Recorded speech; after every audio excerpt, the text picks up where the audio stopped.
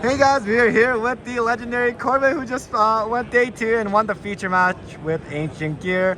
Congrats. What are your thoughts on the deck for this new format? Well, I actually really think it plays well into the meta. I've been taking a lot of time inside the just my own kind of kitchen, trying to cook up something that does really well, and this seems like it performs. It plays well into the format. So awesome. Okay, well let's get right to the list. Show everyone too. Yes. So so we got 3 Searcher here. This is Ancient Gear Wyvern. It's kind of like the bread and butter. It kind of in the same vein of any kind of Stratos. And they all have a caveat. They can't set through the rest of the turn, so it's all gas here. Same thing with Ancient Gear Frame. You've got to discard to search something. It's more specific, but it's just ways to get to the spell, because you need to get to your key spells. You have Ancient Gear Tanker. Ancient Gear Tanker is really good because it allows you to special summon your Ancient Gears post-mortem through the graveyard, ignoring their summoning conditions if your opponent controls the monster, and then you can summon from your hand. It's a good way of extending. He's also really good at popping your Gear Town, which is really important on continuing to extend. We have these 2, Ancient Gear Commander. He's good at enabling the traps, which I'll explain later. But Commander also grants you an extra normal summon, so he has ways of getting 2 bodies on the board to go into my Link plays with the Ancient Gear Link monsters. And then we got one of the big guys, Ancient Gear Dark Golem. Ancient Gear Dark Golem, it's crazy. It searches 2, discards 1, same caveat, can't set. And then it counts as Golem in grave and field, so it's really good at being able to help enable the rest of your engine. There's that for the cards and multiples. We got one-ofs of Ancient Gear Dragon.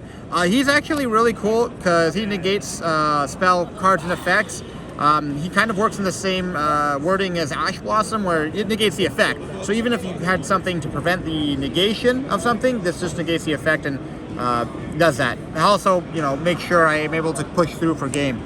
Reactor Dragon is more of a out to certain matchups like Yubel, because it gets rid of spell and traps. But that's kind of like what I need for this deck, is to get rid of more back row than I do front row. Box, this is kind of like the Garnet of the deck. I don't want to see it, but I use it to grab myself a whole train of Earth Machine monsters, including some of the ones I'll show you in a second. And then the original Ancient Gear Golem from Speed Duel. Wow. Yeah, he looks pretty cool. Yeah. But yeah, for the mat itself. Okay, and get some one-ups. We have Super Express Bullet Train, Gizmek, Taniguki, which is good for bringing back my things whose attack equal their defense. Therion King Regulus. This card is just something that I can search with the Spriggan's Merrymaker into the Therion King, or the other guy, XYZ. But he's just another piece to end to my going first boards. And then the last one is Magical Hound. I really love this card. It helps get rid of a lot of problem cards, and it activates in hand. It's a 1 for duel effect, but usually that's enough to kind of proc your opponent.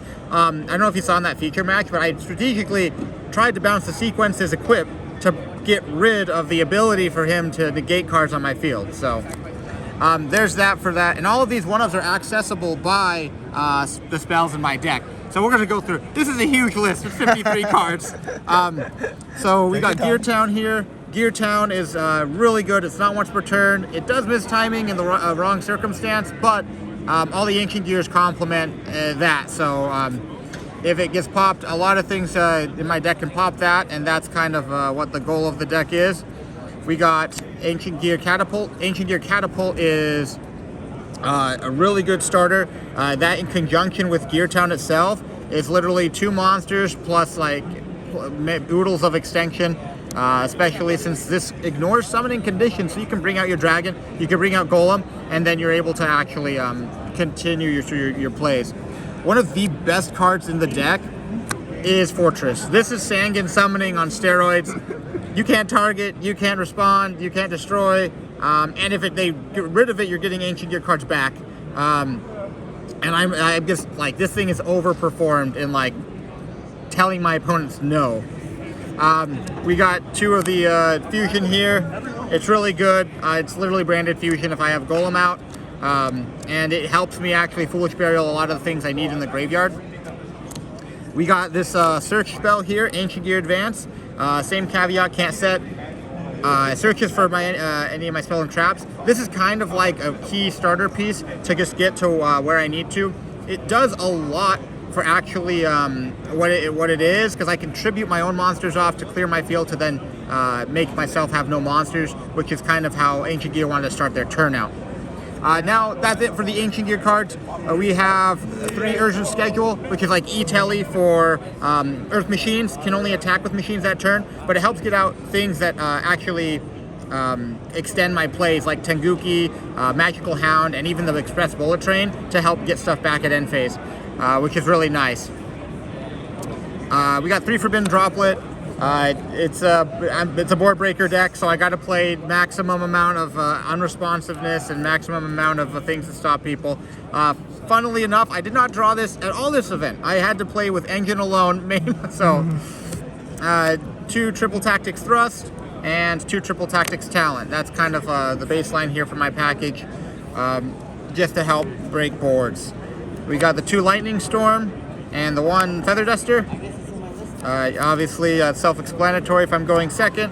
1 Terraforming to search exclusively for the Gear Town. We have Desires just to get those 2 extra cards I need sometimes, because digging into this deck actually is really beneficial. And then the 1 Call by the Grave. And then I got 2 traps. I got Ancient Gear Reborn, which didn't really come up that much. It came up once this event, but it's just a way of reoccurring my Ancient Gears from the graveyard. And it's a good way of extension if I have no monsters again. So there's that for that trap card. But then Ancient Gear Duel is another MVP. It pretty much enables any of your Ancient Gears to attack 3 times. If your opponent controls a monster, you can fuse using your field or graveyard. And yeah, people don't expect this. They don't expect the other effect too, where they're unaffected by monster effects as well. So that's it for the main deck. That's 53 cards. I'm going to breeze through this. 1 Ultimate Ancient Gear Golem. That's just, a piece there that I need in a certain circumstance. We have 2 Ancient Gear Howitzer. This card is actually kind of cracked as well. It's unaffected and it actually burns in time and it floats. So if it dies, you're floating into something that it brings something from the grave. You technically have 4 bodies with 1 monster, which is kind of insane, just to protect yourself. Now the big guy, Ancient Gear Chaos Giant, or Chaos Ancient Gear Giant. It just plays really well into like Tenpai, really well into Snake Eye. They can't do anything in the battle phase, period, with their monster effects. And literally this guy alone is probably like my best thing against Tenpai. I can sit on him and they can't use any of their board breakers to get rid of it, and they can't activate monster effects, so they got to deal with it. And if they don't, they just die. But we're gonna just show you some of the utility cards. We got Baguski. That's just rank 4. There's a lot of 4s in here. We got the Dweller, number 60. I didn't go into this guy, even though it could have came up, just to either draw a special or make my guy double his attack. We got the Spriggan's Merrymaker, which is good to go directly into Champion to Circular Regulus. Again, mainly for going second, but I've used it going first.